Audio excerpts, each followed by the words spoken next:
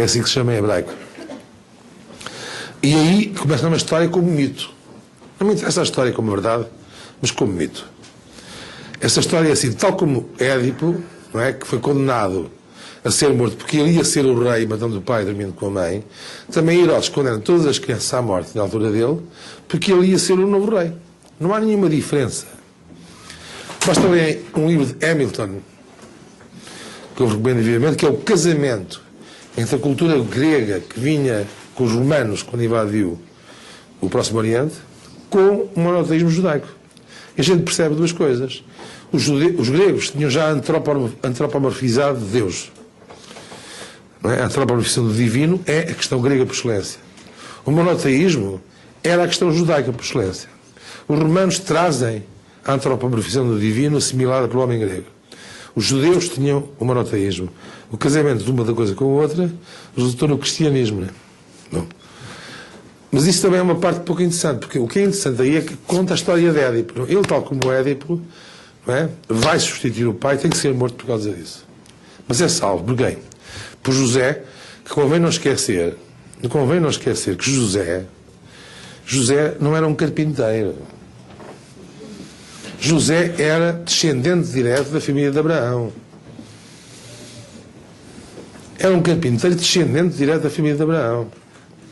Já agora, como explicitar que essa história que dizem que quando Cristo foi falar com os doutores da igreja e sabia tudo, isso é uma coisa que os judeus praticam há mais de 5.000 anos. Faz parte da cultura hebraica. O filho varão de qualquer família judia tem que saber ler e escrever e contar. Essa é a razão do sucesso do povo judeu. Tal como Cristo, os miúdos tinham que saber ler, escrever e contar. Imaginam o que era isso no mundo há 5.000 anos atrás. Que era um mundo de bárbaro, analfabeto. Porquê que os judeus tiveram sucesso? Porque sabiam ler, escrever e contar. Aliás, aproveito para dizer que já que estamos numa universidade, hoje aprender a ler, saber escrever e contar é também perceber a história do mundo, cruzar realidades, perceber a vida tal como ela é.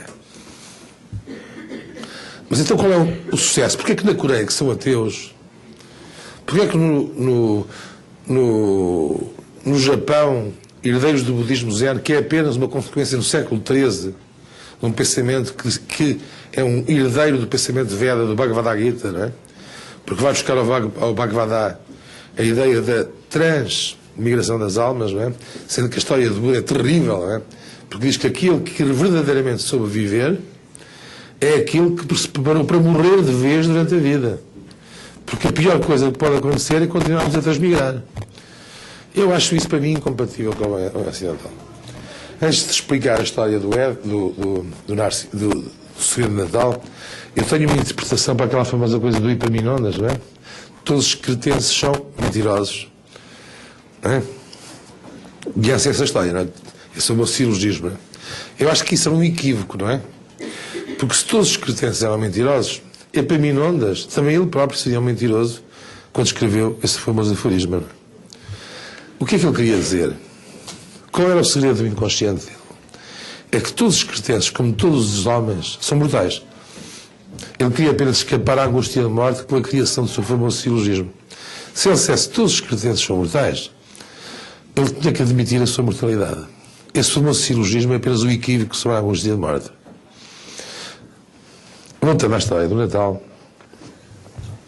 e ao Japão. Porque é que os japoneses, que são os herdeiros do budismo já um bocado seródio, não é? Eu diria assim, é um bocado como os rojões à moda do Minho, não é? O budismo zen, não é? Pior ainda é o budismo tibetano, que é aquele cheio de cores e tal. Isso resultou daquela divisão que se passou depois da morte do Buda, não é? Entre os que ficaram no pequeno timoneiro e os grandes timoneiros, não é? Os que lhe deram a palavra de Buda pura, que disseram que Buda era apenas um homem, que tinha ensinado apenas. Provavelmente foi ele que começou os monastérios, que levaram depois no cristianismo à criação de monastérios, e aqueles que acharam que o budismo tricolor, aquelas coisas estúpidas lá dos tibetanos, os europeus tanto gostam, nos caminhos de Katmandu, isso é bom para os negócios das máfias tibetanas. Não é? Eu recomendo vivamente nunca negociarem isso ou dar dinheiro a uma família tibetana qualquer que tenha um negócio por trás. Isso é sabido, o professor Carlos Alberto Afonso, que está cá hoje, tem um belo trabalho sobre isso. Então qual é o segredo de Natal? É porque todos nós, mas mesmo todos nós, gostávamos de ter nascido daquela maneira.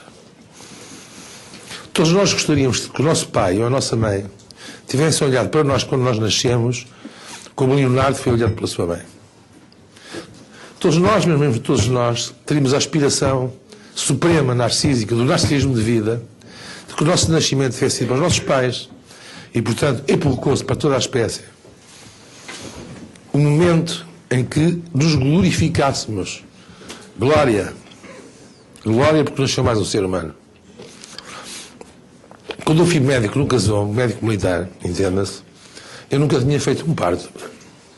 Tinha aprendido com o velho professor Albertino aqui em Coimbra como é que se tirava um bebê, que era um boneco da barriga, não é? Mas ele bem tinha-me prevenido uma coisa, mas assim, olha, a obstetrícia é a única especialidade médica que começou antes da medicina, porque as mulheres já pariam antes de haver medicina, não é? Bom. Mas o primeiro parto e único que eu fiz, que eu perdi nunca mais fiz nenhum, era um puto que nunca ia nascer. Pá. Foi, se não fosse a enfermeira Vitória, que era cabo-verdiana, que sabia fazer forceps e ventosa, o puto tinha morrido. Pá. E eu fiquei ali feito parvo, a ver fazer aquilo tudo, porque eu não sabia fazer aquilo. Não. Eu tinha feito aquilo em bonecos, pá. Eu tinha feito aquilo numa pessoa.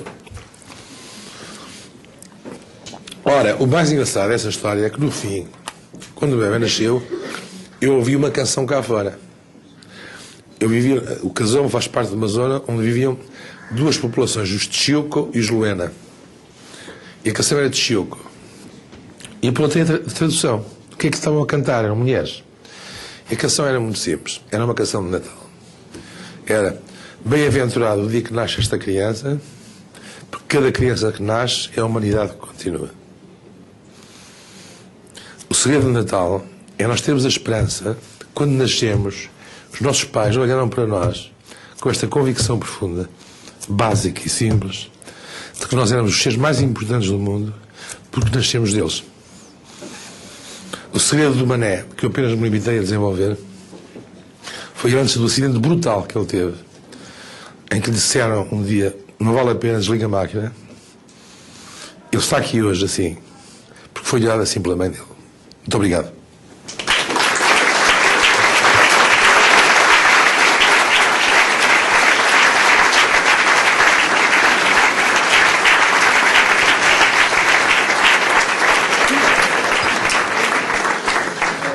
E muito obrigado pela vossa presença.